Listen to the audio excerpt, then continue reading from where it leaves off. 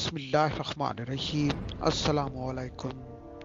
Sanghar report Mohammad Usman रुझो पेरे तालीम पोए तंजीम गस्टा महसर जी अहम गॾिजाणी थी गुज़री। ज़िले सदर फ़कीर ग़ुलाम हुसैन वसाण जी सदारत हेठि थी गुज़री। गॾिजाणी में गस्टा महसर सिंध मरकज़ी क़यादत मक़सूद महसर, जनरल सेक्रेटरी हुसैन बंज खमीसाणी, जनरल सेक्रेटरी अली असगर काके पोटा, ख़ालिद ज़हूर, इक़बाल अहमद उनर समेत समूरे सिंध जे उहिदेदारनि शिरकत कई। गॾिजाणी बाद मरकज़ी क़यादत प्रेस कॉन्फ्रेंस कंदे चयो त असां उस्ताद आहियूं, असांजो मुआशिरे में वॾो दर्जो आहे, असांखे माण्हू सुठी निगाह सां ॾिसनि था।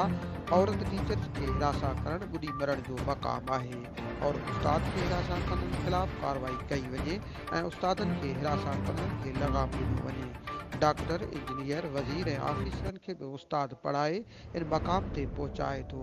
उस्तादनि सां नाइंसाफ़ी हर सूरत में बर्दाश्त न कई वेंदी। मरकज़ी सदर मक़सूद महसर वधीक चयो त गस्टा ख़ासि कहिड़ी तंज़ीम पंहिंजे करतूतनि खे लिकाइण लाइ गस्टा महसर जे उस्तादनि ऐं उस्तादनि खे हिरासा करे रहिया आहिनि।